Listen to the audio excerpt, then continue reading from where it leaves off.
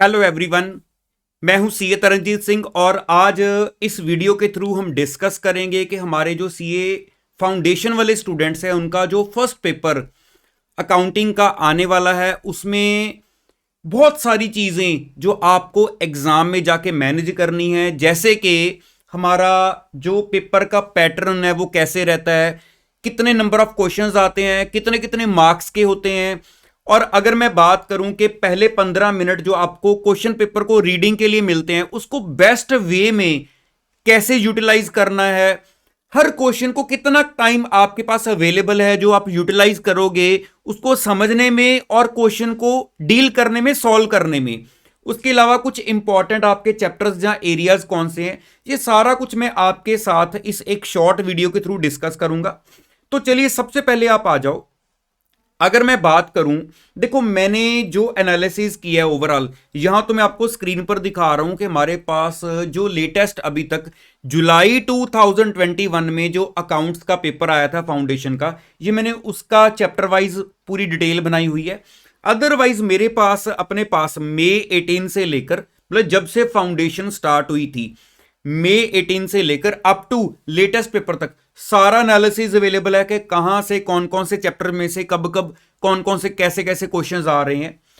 तो उस बेस के ऊपर सबसे पहले नंबर पर हम बात करते हैं। देखो, अगर मैं पहले नंबर पर पैटर्न की बात करूं और हमारे पास कितना टाइम अवेलेबल है यूटिलाइज करने के लिए, सबसे पहले ये चीज डिस्कस करते हैं। देखो, आपके पास ओवरऑल पेपर में 6 क्वेश्चंस आपने देखा होगा, 6 क्वेश्चंस होते हैं, जिसमें क्वेश्चन नंबर 1 जो है वो आपका कंपलसरी में आपको अटेम्प्ट करना ही होता है। 20 मार्क्स का ओवरऑल आपका ये क्वेश्चन होता है। बाकी आपके जितने भी क्वेश्चन है, मींस आपके पास 5 और क्वेश्चंस है नंबर 2 से लेकर 6 तक, ये भी आपके 20 मार्क्स के ओवरऑल बाकी के क्वेश्चंस होते हैं। लेकिन हर क्वेश्चन के अंदर इंटरनली उनको पार्ट्स में बनाया होता है जो अलग अलग चैप्टर में से क्रिएट किए जाते हैं।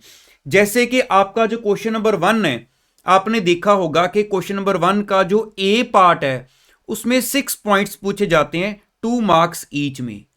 और ये चैप्टर्स मिक्स में से, मतलब कोई आपको चैप्टर 1 से मिलेगा, कोई 2 से मिलेगा, कोई आपको चैप्टर 6 में से मिलेगा। ये ओवरऑल मिक्स्ड रहता है, जिसमें आपको बताना होता है कि ये स्टेटमेंट ट्रू है या फॉल्स है, साथ में उसका रीजन बताओ, है ना। रीजन याद रखना, साथ में रीजन भी आपको अच्छे से एक्सप्लेन करना है। ये तो बताना ही है पहले कि ट्रू है या फॉल्स है, फिर साथ में रीजन बताओ।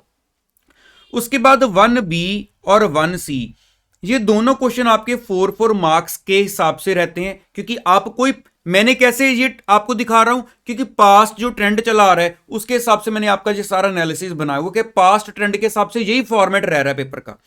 अब 4 मार्क्स में आपके पास ये जो 2 क्वेश्चंस होते हैं, देखो लास्ट पेपर की बात की जाए तो मैंने चैप्टर साथ में मेंशन किए हुए हैं, कैपिटल रेवेन्यू का डिफरेंस और यहां डेप्रीसिएशन। लेकिन ज्यादातर अगर मैं पूरा ओवरऑल पास्ट के हिसाब से बोलूं, ये जो पहले 2, मतलब बी और सी पार्ट है क्वेश्चन नंबर 1 के, ये ज्यादातर चांस होता है कि ये पहले 2 चैप्टर में से रहते हैं।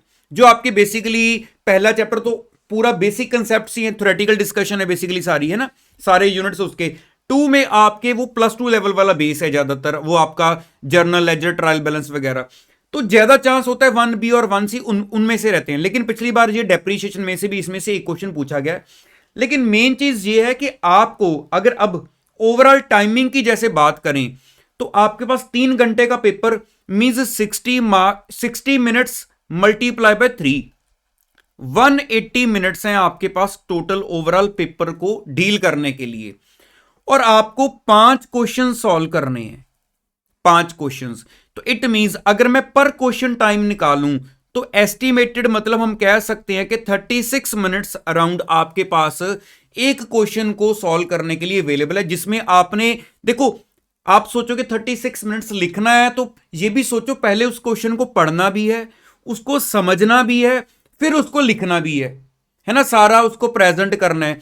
तो इसका मतलब आपके पास 36 मिनट्स एक क्वेश्चन के लिए है। लेकिन हमारे पास जो पास्ट पेपर के हिसाब से पैटर्न आपके सामने है, एक क्वेश्चन भी तो अंदर कितने पार्ट्स बने होते हैं, तो आपके पास ओवरऑल 36 मिनट्स है। पहली बात तो ये आपको ध्यान में रख के चलनी है। अच्छा, थोड़ा आगे बढ़ते हैं। अब आगे जो आपके बैलेंस क्वेश्चंस है उनमें देखो नॉर्मली या तो आपको 2 पार्ट मिलते हैं 3 पार्ट मिलते हैं। जैसे यहां पे देखो 10 मार्क्स का रेक्टिफिकेशन ऑफ एरर्स में से है, 5 मार्क्स का, देन 5 मार्क्स का। ये चैप्टर मैंने सामने लिखे हुए वैसे आपके लिए रेफरेंस के लिए। उसके बाद फिर से देखो क्वेश्चन नंबर 3 है 5 नंबर का, 5 नंबर का, 10 नंबर का। उसके बाद फोर्थ क्वेश्चन आ गया, ये दोनों 10-10 मार्क्स के हो गए। तो ऐसे फिर से इंटरनली 3 पार्ट हैं, ये 2 पार्ट है। तो ये आपका ओवरऑल देखो, जैसे यहां पे 15 मार्क्स का, देन आपके पास 5 मार्क्स का। तो ये आपका ओवरऑल मतलब जो पेपर का पैटर्न है उसके अंदर नंबर ऑफ क्वेश्चंस काफी ज्यादा हो जाते हैं इंटरनली। तो आपको अभी मैं 15 मिनट्स कैसे यूज करने हैं वो जरा बाद में बताऊंगा, पहले मेन फोकस रखें। देखो अगर बात की जाए 5 क्वेश्चंस हमने डील करने हैं, अगर मैं ये बोलूं कि पूरे 36 मिनट्स लगाओ, ये तो ऑब्वियस ही बात है, ऐसे कैसे पॉसिबल हो सकता है। कोई क्वेश्चन थोड़ा ज्यादा टाइम लेगा, कोई थोड़ा कम टाइम लेगा। तो एक एस्टीमेट लेकर चलना, एक आइडिया है, क्योंकि अदरवाइज अगर आइडिया नहीं लोगे तो आपका पेपर जो है वो उसमें काफी क्वेश्चंस आपके रह सकते हैं कि जो आप ऐसे ही छोड़ा हो कि मेरे से टाइम नहीं मैनेज हुआ। तो एक आइडिया लेकर चलना कि जो पहला आपका हाफ टाइम है, मींस अप टू 3:30 का टाइम है, उसमें आपका, क्योंकि देखो मैं ये नहीं बोलूंगा क्वेश्चन नंबर 1 जो भी आप अटेम्प्ट कर रहे हो, जो आप डील कर रहे हो, आपने मान लो 1 क्वेश्चन कर लिया, 2 क्वेश्चन कर लिए, कोशिश करो कि 3rd क्वेश्चन आपका कंप्लीट होने तक आने वाला हो, जा हो चुका हो, जा मतलब नियर मोस्ट आपका एंड पे आने वाला हो। अगर आपने पहले हाफ टाइम में 3rd क्वेश्चन को स्टार्ट करके कंप्लीशन की तरफ ले जाना शुरू किया हुआ है तो इट मींस आपका टाइमिंग जो है वो प्रॉपरली वे में मैनेज्ड चल रहा है। क्योंकि इसकी वजह क्या है, देखो हर बच्चा पहले स्टार्टिंग में वो क्वेश्चन उठाता है जो उसको ऑलरेडी आते हैं। इट मींस उसके ऊपर वो ज्यादा सोचेगा नहीं, उनमें वो डील करने में, सॉल्व करने में ज्यादा टाइम लगाएगा। लेकिन एंड वाले एरियाज में, दूसरे हाफ में मैं ये कह सकता हूं कि उसको वो क्वेश्चन उठाने हैं जो शायद उसको अगर नहीं आते हैं तो वो सोचने में भी काफी टाइम लगाएगा। तो इसलिए आपका जो 3:35 PM तक का जो टाइम है, mean second half time short में बात करते हैं, उसमें आपको शायद 1 क्वेश्चन या 2 क्वेश्चन आपने पूरे 5 कंप्लीट करने हैं, उनमें ज्यादा सोचना है। अगर आपको लग रहा है कि अगर आपको आते हैं फिर तो कोई टेंशन ही नहीं है, फिर तो अपने हिसाब से चलो। अदरवाइज यहां पे सोचना भी ज्यादा है, तो इसलिए बेटर होगा कि यहां पे आपके पास प्रॉपर टाइम अवेलेबल हो, ताकि आप टाइम की शॉर्टेज की वजह से क्वेश्चन को पेंडिंग ना छोड़ाओ। हाँ बाकी रिजिड तो मैं बोलूंगा ऐसा बिल्कुल भी ना होना कि आप सोचो कि यहां पे मैंने 1 घंटा या 1.5 घंटा बचाना है, यहां पर जल्दबाजी कर दो तो जो आते हैं उनमें हम गंद डाल रहे हैं ना, ऐसा नहीं करना। उनको प्रॉपरली बना के सॉल्व करके अच्छे से सारे वर्किंग नोट्स के ऊपर हेडिंग्स देनी है, क्लियरली बताना है कि मैंने कहां पर क्या चीज सॉल्व की है, ताकि कहीं से भी 1 नंबर मेरा कटे ना। जो आपकी एंट्रीज हैं उनके साथ में नरेशन मेंशन करने, जहां डेट का कॉलम बनाना है, जहां डेबिट क्रेडिट लिखने हैं, हर क्वेश्चन के ऊपर हेडिंग देनी है कि क्या चीज सॉल्व करने लगे हो। आपका ट्रेडिंग P&L बैलेंस शीट है तो साथ में आपने मेंशन करना है कि टाइम पीरियड क्या है इसका। सारी चीजों को ध्यान में रखना है, फिर वो सही प्रेजेंटेशन मानी जाएगी आपकी। तो इसलिए एक एस्टिमेटेड टाइम लेके चलो कि कोशिश करो पहले हाफ में 3rd क्वेश्चन को एंड तक लाने वाले हो, कहां तक पहुंचे हो, ताकि एक क्लैरिटी रहेगी कि हाँ अब सेकंड हाफ में मेरे को 2 क्वेश्चंस कम से कम और मैनेज करने वाले मेरे पड़े हुए हैं। जहां आपका 3rd आगे थोड़ा सा चला आ रहा है टाइम में, वो आपका यहां पे चलेगा। क्योंकि क्या होता क्या है, अगर आप ये चीज नहीं सोचोगे तो नॉर्मली मैंने देखा है कि पहले क्वेश्चन पे बच्चा इतनी सफाई दे रहा है कि 3 उसको पता ही नहीं चलता कब बज गए। अब बाकी 4 क्वेश्चंस करने हैं, 2 घंटे हाथ में है, फिर लगता है कि अब पेपर नहीं पूरा हो रहा, तो ये प्रॉब्लम आती है। तो इसलिए टाइम को साथ साथ मैनेज करके चलना। अब बात करते हैं पहले 15 मिनट्स में हम क्या करें। देखो हर बच्चे की वैसे अपनी अपनी चॉइस है, अपनी अपनी स्ट्रेटजी होती है। मैं आपको ये बता देता हूं कि अगर मैं आपकी जगह पर हूंगा तो मैं क्या करूंगा। देखो सबसे पहले मैं जो फर्स्ट क्वेश्चन है वो तो मैंडेटरी है, करना ही करना है। मैं पहले 5 मिनट, 15 में से सिर्फ 5 मिनट उसको ओवरऑल रीड कर लूंगा, क्विकली गो थ्रू करूंगा। देखो 1B 1C तो मेरे ख्याल से 1 मिनट में मैं दोनों देख लूंगा कि 1B क्या कह रहा है और 1C क्या कह रहा है। बाकी 3-4 मिनट में मैं ये 6 पॉइंट देख लूंगा कि क्या ये मेरे को लग रहा है, उड़ती उड़ती नजर मार लो कि आते हैं, एक आइडिया लग जाएगा। बाकी 15 में से 5 मिनट इसको दिए, बाकी जो 10 मिनट है मैं बाकी के 5 क्वेश्चंस में से 2 क्वेश्चंस ऐसे निकालने की कोशिश करूंगा जिनके सारे पार्ट्स मेरे को आते हैं। क्योंकि बच्चा कहां फंसता है कि मान लो मेरे को दूसरे का A आता है, B C नहीं आते थे, तीसरा देखा उसका B और C आता है, A नहीं आता। तो आपने स्टार्टिंग में मान लो क्वेश्चन 1 को उठाना है, उसके बाद आपने जो क्वेश्चन को उठाना है एक पता हो गया माइंड में, हाँ उसके बाद मैंने सीधा 4th पे जाना है, तो आपको ये आइडिया होना चाहिए ताकि आप अपना टाइम जो है स्टार्टिंग वाले एरियाज में थोड़ा सा फास्ट लेकर चलो, ताकि बाद में थोड़ा सा टाइम आपके पास बच सके। ठीक है, तो इसलिए आपको पहले 15 मिनट में एटलीस्ट पहला क्वेश्चन देख लो, उसके बाद एक या दो क्वेश्चन कंप्लीट जिसके सारे पार्ट्स आपको आते हैं वो आप निकाल लो ताकि आपको इजी रहे।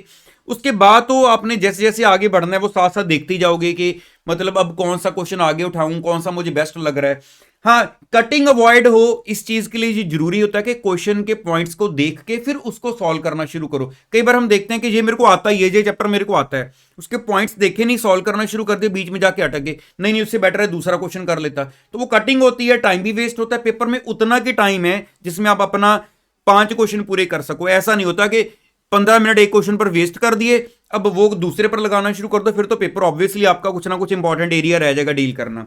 ये इसलिए 5 मिनट बहुत जरूरी है आपके सही वे से यूटिलाइज करने। बाकी मैंने ओवरऑल भी आपको टाइम का बता दिया, अब थोड़ा इंपॉर्टेंट एरियाज पर भी आ जाते हैं। देखो पहली बात, मैं ऐसा कुछ भी नहीं बोलूंगा आपको कि यार देखो यही 4 चैप्टर करके जाओ इसमें से 50 मार्क्स का पेपर आता है, क्योंकि देखो पता क्या होता है, रियलिटी बता रहा हूं आपको। कहना बहुत आसान है कि आपके सामने ही है, पास्ट पेपर आपके सामने है जुलाई वाला, कि अगर मैं आपको ये बोलूं कंपनी अकाउंट्स 15 नंबर का, उसके बाद पार्टनरशिप आपकी ये देखो 15 नंबर की, उधर आपका फाइनल अकाउंट्स और एनपीओ 10 और 10 20 नंबर है ना, तो 15 और 15 30 प्लस 20 50 मार्क्स। मैं बोलूंगा 4 चैप्टर कर जाओ 50 मार्क्स पक्के, है ना। नॉर्मली आपने देखा होगा मैं ऐसे बोलता यही 4 चैप्टर करके जाओ 50 मार्क्स पक्के, लेकिन यार रियलिटी ये है, ये 4 चैप्टर करना मतलब आपका पूरा मॉड्यूल 2 कवर करना, तो ये तो आपकी कैपेसिटी, आप कितना पढ़ सकते हो। तो ये 4 चैप्टर वैसे आपके रियली वेरी इंपॉर्टेंट है, मतलब मॉड्यूल 2 इंपॉर्टेंट है। बाकी अगर मॉड्यूल 1 में जाएं, जिनमें से मैं ये नहीं सिर्फ बोलूंगा कि जुलाई 2021 में आया या नहीं आया, लेकिन ओवरऑल पास्ट ट्रेंड को देखा जाए तो आपका ये कैपिटल एंड रेवेन्यू जो आपके चैप्टर 1 में यूनिट है, ये वेरी वेरी इंपॉर्टेंट है थ्योरी के लिए। उसके बाद आपका रेक्टिफिकेशन ऑफ एरर्स वाला जो यूनिट है आपका चैप्टर 2 में, ये वेरी वेरी इंपॉर्टेंट है। ऑलमोस्ट मतलब वो एरिया बता रहा हूं जहां से ऑलमोस्ट हर बार पेपर पूछा जाता है। बीआरएस ऑलमोस्ट आपको हर बार के पेपर में मिल ही जाएगा ऑलमोस्ट, ठीक है। Average due date account current आपको ऑलमोस्ट हर बार मिल जाता है, 10 नंबर का 12 नंबर का, जैसे पिछली बार ये 5 का है, ये भी मिलता ही रहता है ऑलमोस्ट हर बार आपको। बाकी देखो ऐसे तो मैं बहुत सारे एरियाज निकाल दूंगा, अच्छा कंसाइनमेंट भी कर दो, लेकिन नहीं, मैंने 3-4 आपको ये एरियाज बताए हैं। बाकी आपका 50 का तो आपने देख ही लिया है कि पास्ट ट्रेंड भी उठा लोगे तो उसमें भी आपको मतलब 50 प्लस का, किसी में 57 का आपके मॉड्यूल 2 में से पूरा मिल ही जाता है। तो इसलिए मेरे हिसाब से इतना बहुत है, और ज्यादा लंबी डिस्कशन नहीं करते हैं। आपके माइंड में कोई क्वेरी होगी तो मोस्ट वेलकम, आप मेरे से कमेंट बॉक्स में पूछ लेना, मैं आपको रिप्लाई कर दूंगा।